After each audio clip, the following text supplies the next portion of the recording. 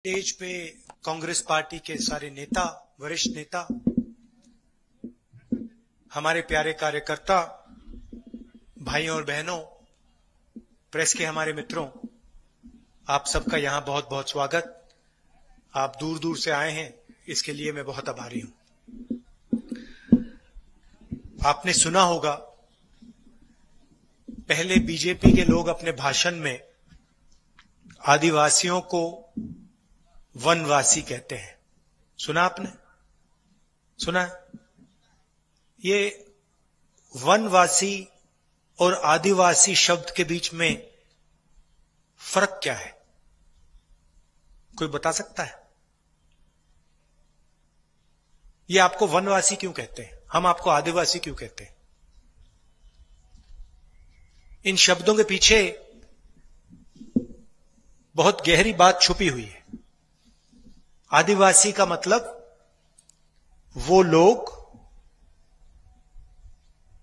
जो हिंदुस्तान के पहले मालिक हुआ करते थे, जिनका हिंदुस्तान की जमीन पर अधिकार बनता है। वनवासी का मतलब वो लोग जो जंगल में रहते हैं। तो सवाल उठता है कि बीजेपी के लोग आपको वनवासी क्यों कहते हैं, जो आपका असली नाम है आदिवासी? उस शब्द का प्रयोग क्यों नहीं करते? पता नहीं आपने देखा या नहीं, मध्य प्रदेश में एक वीडियो वायरल हुआ। उसमें बीजेपी का एक नेता एक आदिवासी युवा पर पेशाब कर रहा था। आपने ये वीडियो देखा? देखा ना? आपने कभी किसी बीजेपी के नेता को किसी जानवर पर पेशाब करते हुए देखा है? वीडियो देखा उसका? आपको नहीं दिखेगा। आप पूरे इंटरनेट को खोज लो, आपको कोई भी बीजेपी का नेता जानवर पर भी पेशाब करता हुआ नहीं दिखेगा, मगर आपको बीजेपी के नेता आदिवासी युवा पर पेशाब करते हुए दिखेगा। सही बात बोली? आप सर हिला रहे हो, सही है ना? बस ये आपका जो इतिहास है, आपकी जो भाषा है, आपके जीने का तरीका है, इसको ये खत्म करना चाहते हैं, इसको ये मिटा देना चाहते हैं, और इसीलिए वो आपको वनवासी कहते हैं। क्योंकि अगर वो आपको आदिवासी कहें तो फिर एक दूसरा सवाल खड़ा हो जाता है कि अगर ये आदिवासी हैं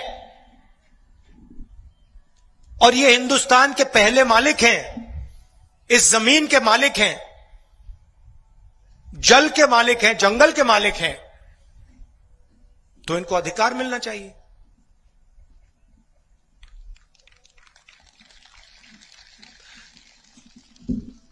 अगर हम आपको आदिवासी कहें तो आपको अधिकार देने की जरूरत है। क्यों? क्योंकि आप पहले मालिक थे। ये जो जमीन है, पूरे हिंदुस्तान की जो जमीन है, आदिवासी शब्द का मतलब आप लोग इस जमीन के पुराने पहले मालिक थे। अगर आप लोग इस जमीन के पहले पुराने मालिक थे तो इस जमीन पर आपका हक होना ही पड़ेगा, जंगल पे हक होना ही पड़ेगा, जल पे हक होना ही पड़ेगा। मगर अगर आपको हमने वनवासी कहा तो आप कभी मालिक ही नहीं थे। आप तो जानवर जैसे जंगल में रहते हो, आपको कोई हक नहीं मिलना चाहिए। आपके बच्चों को कोई शिक्षा नहीं मिलनी चाहिए, आपको स्वास्थ्य की सुविधा नहीं मिलनी चाहिए। क्यों? आप तो जंगल में रहते हो, जंगल में जानवर भी रहते हैं, जानवर के लिए कोई अस्पताल नहीं खोलता, जानवर के लिए कोई यूनिवर्सिटी कॉलेज नहीं खोलता, तो फिर वनवासी के लिए क्यों खोले? यह है बीजेपी की सोच। अब दूसरी बात देखिए, आज से 10 साल 20 साल बाद जंगल गायब हो जाएगा। जंगल कम हो रहा है या ज्यादा? कम हो रहा है ना, कम होता जा रहा है, कम होता जा रहा है, कम होता जा रहा है। तो एक दिन ही आपसे कहेंगे भैया आप हो वनवासी, मगर जंगल तो है ही नहीं। तो चलो, जंगल गायब हो गया, आप वनवासी हो, चाहे भीख मांगो, बड़े बड़े शहरों में जाओ, वहां पे भीख मांगो, किसी के घर में जाके झाड़ू पोछा करो। वनवासी का यह मतलब है कि आपका कोई भविष्य ना हो और आपकी जो हिस्ट्री है, जो संस्कार हैं, वो भी गायब हो जाए। तो ना आपका भविष्य हो, ना आपका बीता हुआ समय। और हम कहते नहीं, हम कहते ये आदिवासी हैं, आदिवासी रहेंगे, इनका हक बनता है, जमीन पर हक बनता है, जल पर हक बनता है, जंगल पर हक बनता है। और कांग्रेस पार्टी जो इनका हक है, इनको दे के रहेगी।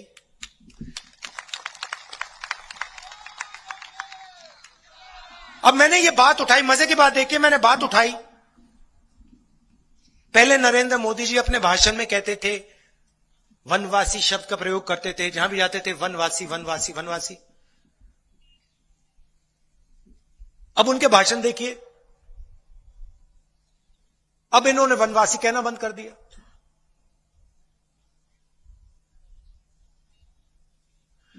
दिमाग में वनवासी शब्द, मुंह पर, जबान पर आदिवासी शब्द, मतलब सोच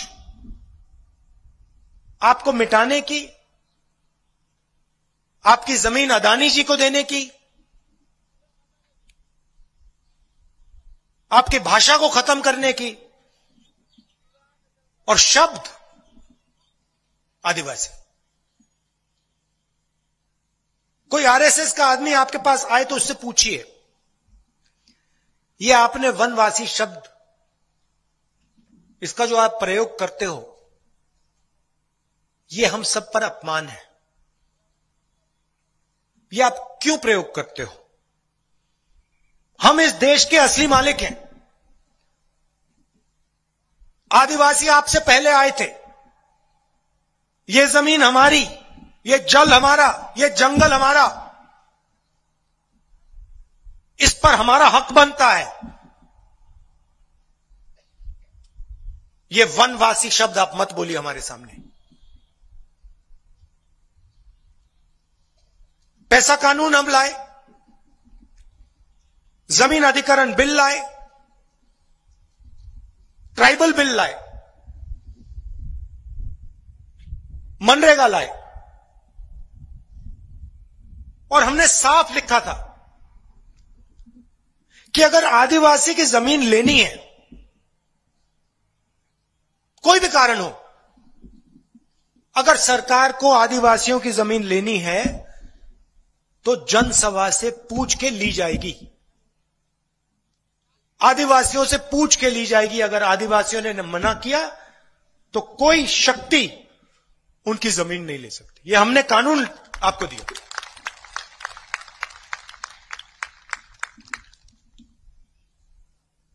और बीजेपी ने इस कानून को खत्म किया। वो कहते नहीं, जनसभा से कुछ पूछने की जरूरत नहीं है,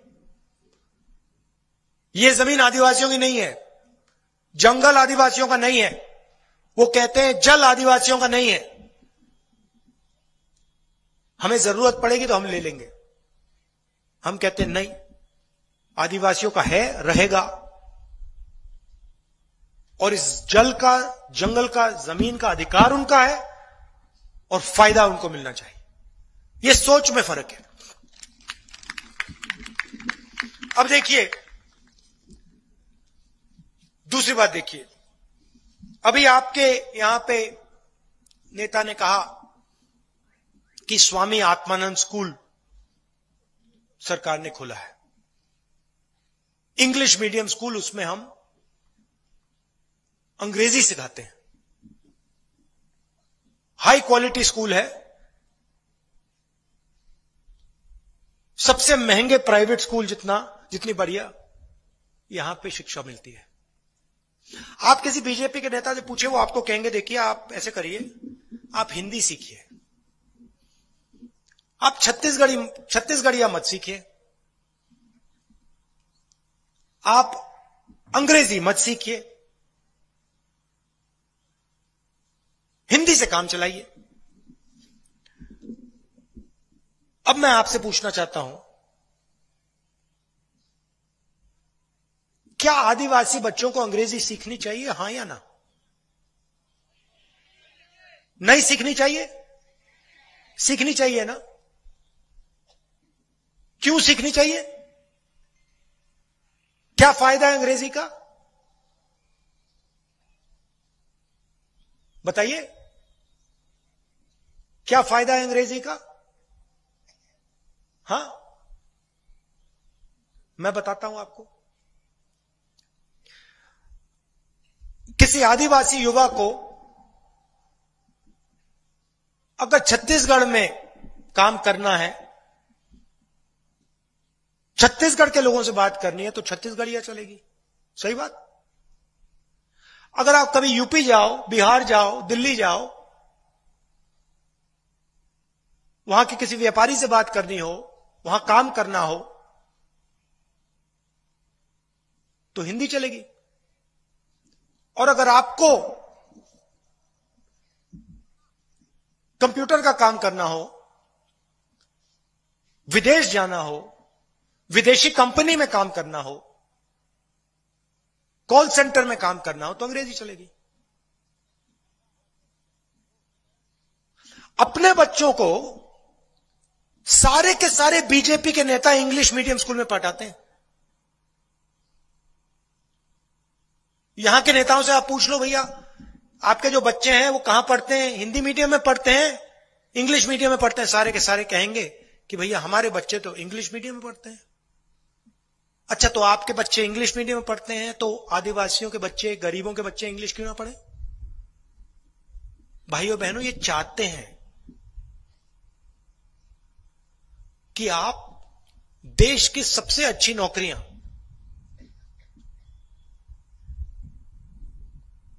आपके हाथ ना आए। ये चाहते हैं कि इनके बच्चे अंग्रेजी पढ़ें, आपके बच्चे अंग्रेजी ना पढ़ें, इनके बच्चे इंजीनियर बने, इनके बच्चे डॉक्टर बने, इनके बच्चे दबाकर पैसा कमाएं, और आदिवासी, जिसको हम आदिवासी कहते हैं, वो जंगल में रहें। हम चाहते हैं कि आप हिंदी सीखिए, आप छत्तीसगढ़िया सीखिए, आप अंग्रेजी सीखिए, और जो भी आप सपना देखना चाहते हो, इंजीनियर बनने का, डॉक्टर बनने का, लॉयर बनने का, सॉफ्टवेयर कंपनी चलाने का, अमेरिका में जाने का, जो भी सपना आपके बच्चे देखना चाहें उसको पूरा कर पाए। ये हमारे बीच में, उनके बीच में फर्क है।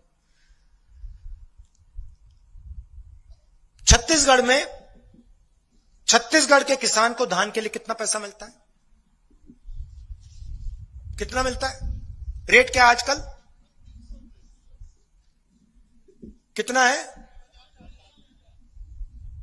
2640। सही। हमने वायदा किया था पिछले चुनाव में कि 2500 रुपए धान के लिए मिलेगा। किया था, आप सिर हिला रहे हो, किया था ना, मैंने किया था। वायदा पूरा हुआ? हुआ। आज 2500 नहीं 2640 मिल रहे हैं। आपने हमें यह तो नहीं कहा कि भैया इसको बढ़ाओ, हमने बढ़ा दिया। और मैं आपको आज स्टेज से कह रहा हूं कि कुछ ही समय में ये 3000 हो जाएगा।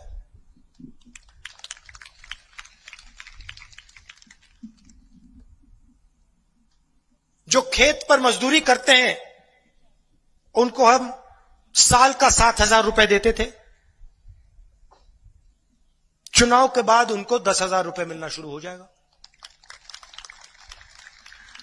और लाखों करोड़ रुपए नरेंद्र मोदी जी ने अदानी जी जैसे बड़े से बड़े उद्योगपतियों का कर्जा माफ किया। हमने उनका कर्जा माफ नहीं किया। हमने छत्तीसगढ़ में किसानों का कर्जा माफ किया। तो वो आपकी जमीन छीनकर अदानी को देते हैं, हम आपकी जमीन को आपके हवाले करते हैं। हम किसानों का कर्जा माफ करते हैं, मजदूरों को पैसा देते हैं, वो अदानी जी जैसे लोगों का लाखों करोड़ रुपए कर्जा माफ करते हैं। मैंने आपसे कहा भैया वायदा किया था 2500 रुपए प्रति क्विंटल धान के लिए देने का वायदा किया था। मैंने आपको पूछा भैया पूरा हुआ? आपने कहा नरेंद्र मोदी जी ने आपसे वायदा किया था 15 लाख रुपए मिलेंगे बैंक अकाउंट पे, मिल गए? आज कुछ साल पहले नरेंद्र मोदी ने आज कहा था कि नोटबंदी करूंगा और काला धन मिट जाएगा देश से। मिट गया? काला धन ज्यादा हो गया। उन्होंने कहा था जीएसटी लाऊंगा, देश में प्रगति होगी। भैया जीएसटी से यहां किसी को फायदा हुआ? महंगाई बढ़ गया। कांग्रेस के समय 400 रुपए का सिलेंडर मिलता था, आज कितने का मिल रहा है?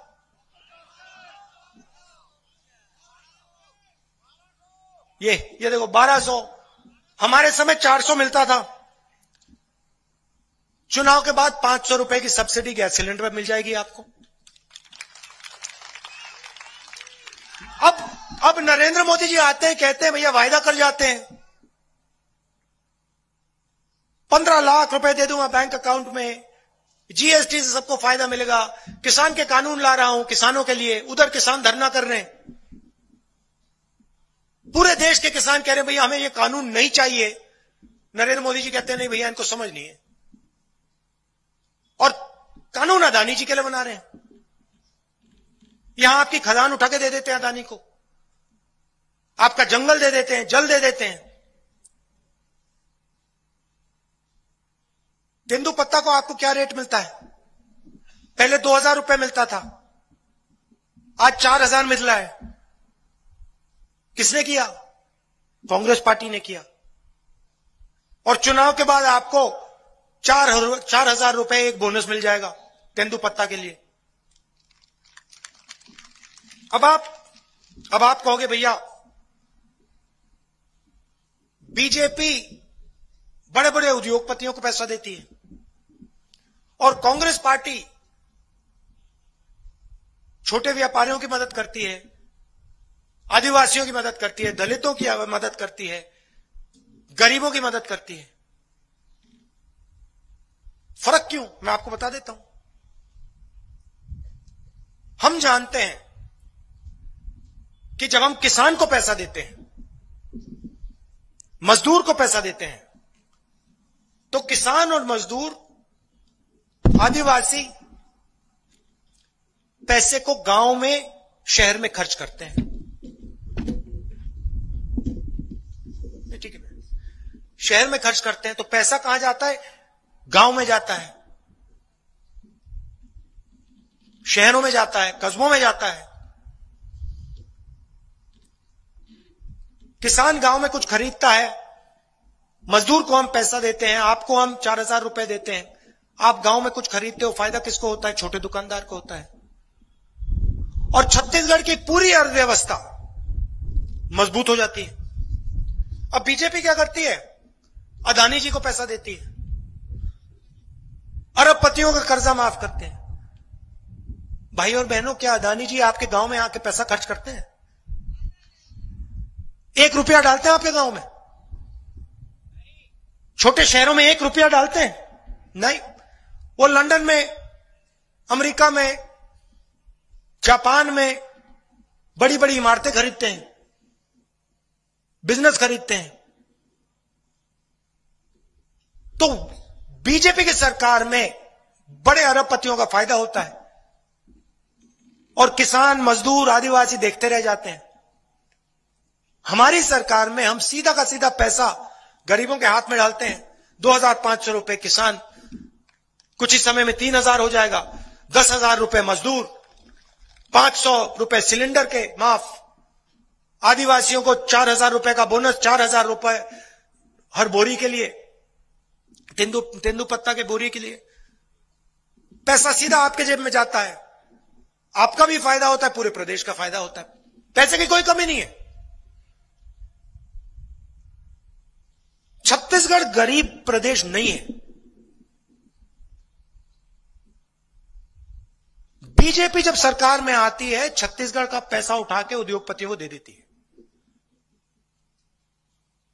इसलिए बहुत जरूरी है कि इस प्रदेश में गरीबों की सरकार, छोटे व्यापारियों की सरकार, आदिवासियों की सरकार, दलितों की सरकार चले। और यह काम हम ही करते हैं।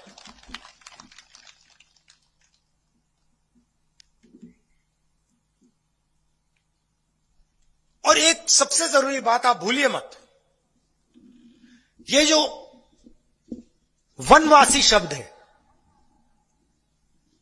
ये आपके इतिहास पे, आपके जीने के तरीके पर आक्रमण है। आप वनवासी नहीं हो, आप आदिवासी हो। और ये जमीन जो है, ये जमीन जो है आपकी है। मैंने 3,000 रुपए की बात की। 3,000 रुपए प्रति क्विंटल धान के, मगर वहां नहीं रुकेगा भाई और बहनों। मेरा कहना है कि हमने वायदा किया 2,500 का, आज 2,640 है, कल 3,000, और वो बढ़ता ही जाएगा, बढ़ता ही जाएगा, बढ़ता ही जाएगा। जितनी आपकी जरूरत होगी उतना पैसा किसानों को कांग्रेस पार्टी देगी।